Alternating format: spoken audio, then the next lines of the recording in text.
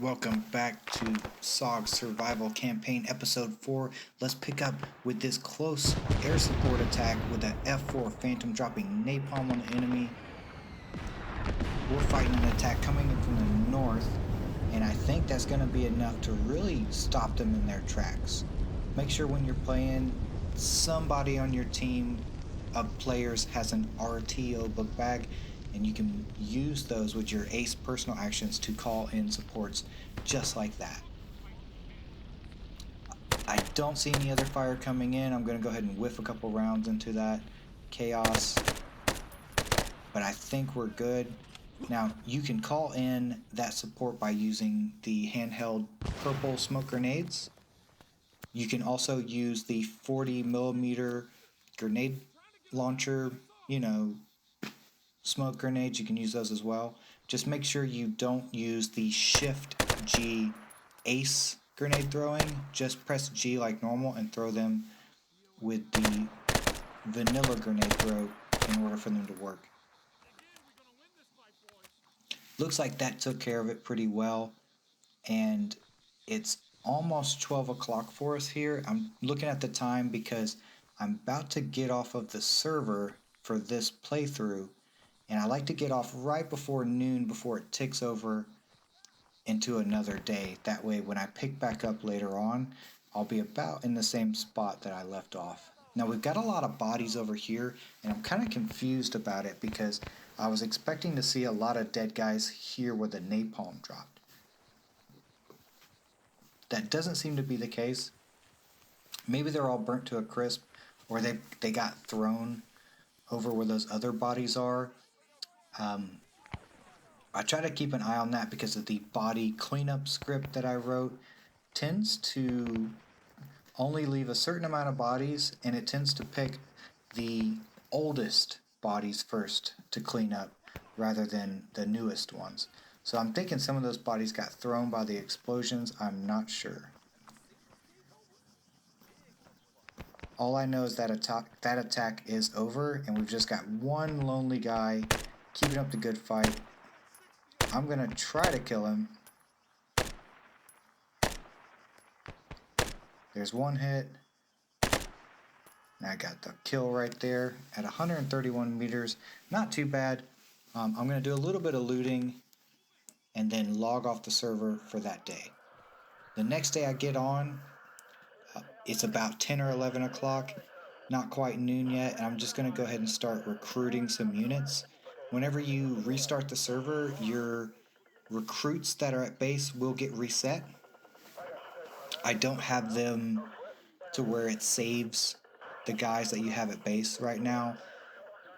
I might implement that in the future, but it's never really been a big issue having saved them or not. I just recruit some new ones. And we'll just check on our intel officers, make sure everybody's alive. Looks good. That's going to do it for that. And we'll just build a little bit more before these attacks start. Just remember that your cooldown before your recruits get there only gets higher. At the beginning of a new day, it will decrease that cooldown number a little bit, but I tend to recruit about 3 groups of units every time I call them in.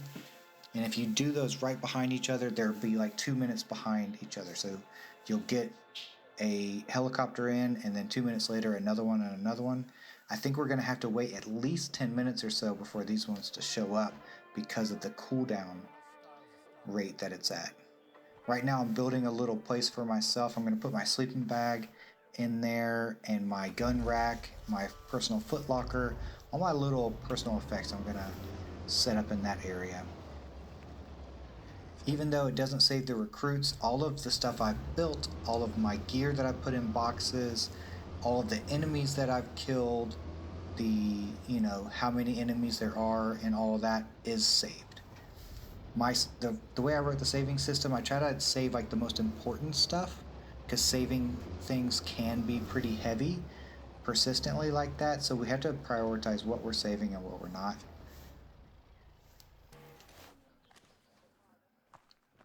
Alright, we're just gonna see what we can do with this M60.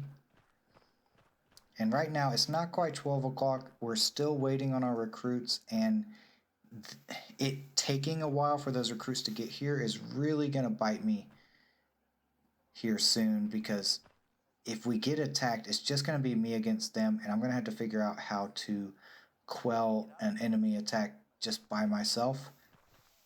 And that can start off kind of chill, but get really hairy really quick. So right now we're getting attacked from the north side. It doesn't seem too bad at first, but this does kind of spiral out of control rather quickly. Let's back up a little. I'm going to try to get a couple shots with the AK and just kind of assess what kind of a threat we're dealing with here.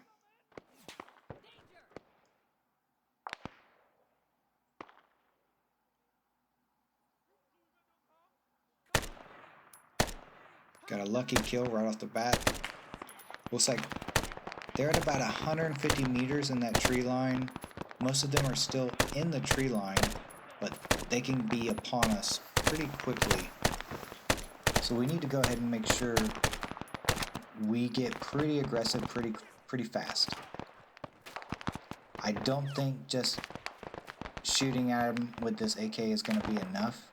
My plan right here is to grab this tripod, this low tripod M60, and put it in a good spot to where I can just fire into that tree line.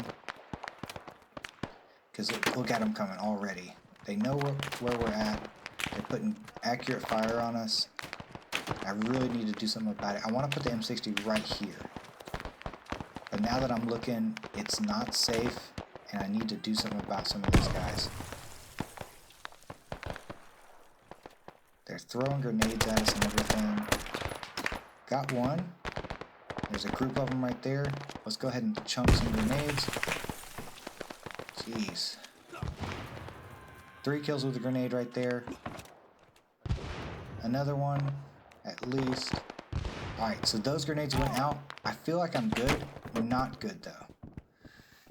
These guys that were sneaking up on the rock face, there's 2 dudes right here, just way too close for comfort.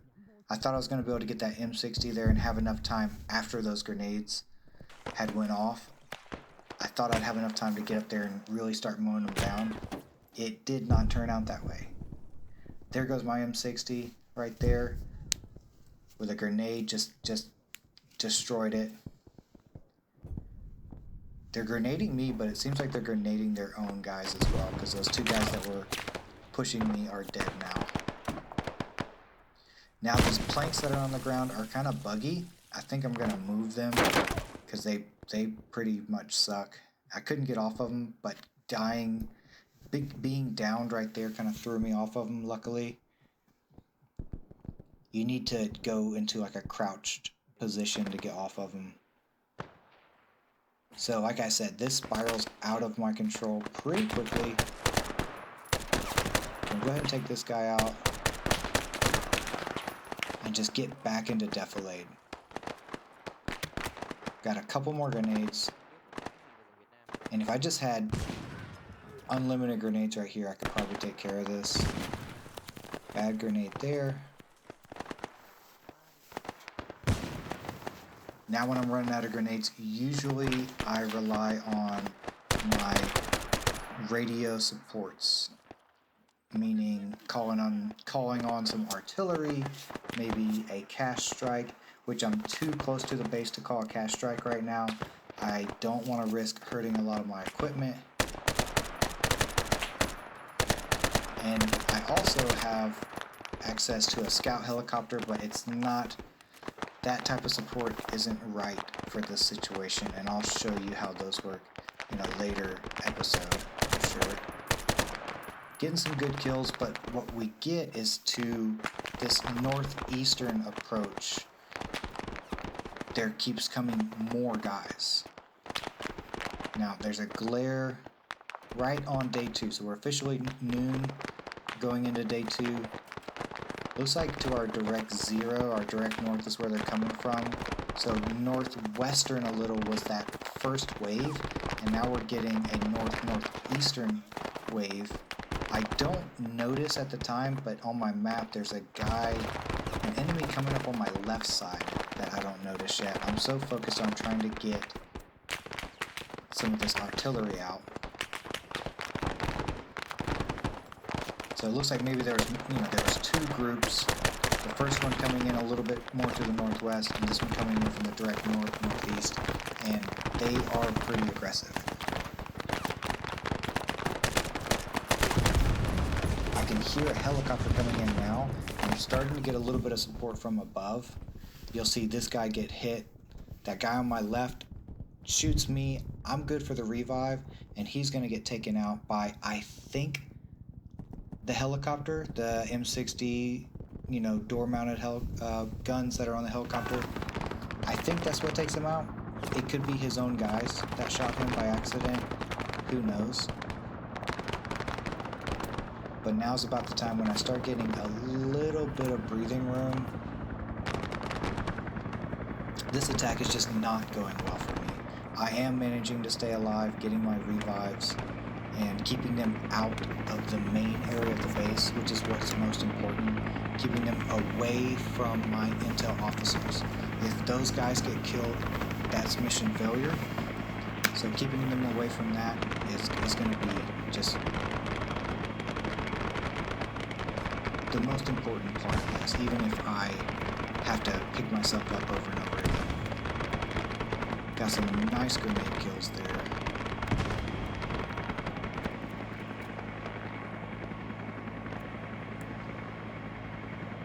Alright, looks like they deemed it safe to go ahead and land. We got red smoke over there, which is our airdrop, I'm pretty sure.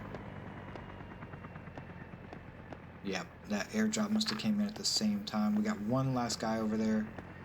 And just remember, I've been reviving myself with my first aid kits. If you have first aid kits, do yourself rev.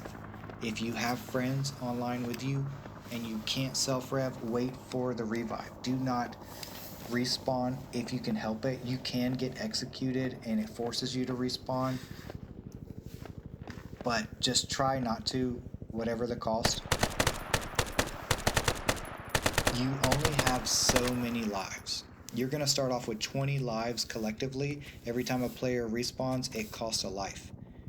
If you use up all 20 lives, that can result in mission failure. So just be super careful with that. Only got him. That last guy, so finally quelled the attack. But yeah, if you use up all your lives by respawning just haphazardly, it will cause a mission failure. And you'll have to either restart or edit the amount of lives that you have in your database, which I'll show you in a later episode how to modify the DB, the database, and change like how many lives you have and stuff like that. If you wanted to keep going on a play through and you don't want to start over and it's failing the mission because of lives, you can reset that and just kind of give yourself a handicap. Alright, we're going to go ahead and loot some of these guys. I'm going to skip past that. And let's check out some of the damage that happened at base. So we lost another static weapon, which is very unfortunate. I do like that low mounted M60, but it's now just scrap metal. I just moved this Jeep before the attack started, and now it's just a hunk of scrap as well, which is terrible. The worst part is over here we have an anti-air like 20mm cannon that got hit during this attack. That thing being knocked out is the worst part. It's just terrible. And when the enemy sends in some air assets, they have attack helicopter or just helicopters with rocket pods and stuff, we're just gonna have a hard time. And we'll figure out how that affects us in the next episode while we try to keep some of these guys alive, try to keep fighting the enemy, and getting ready to try to get out there in the bush and push back against the enemy here. We'll see you there in the next episode.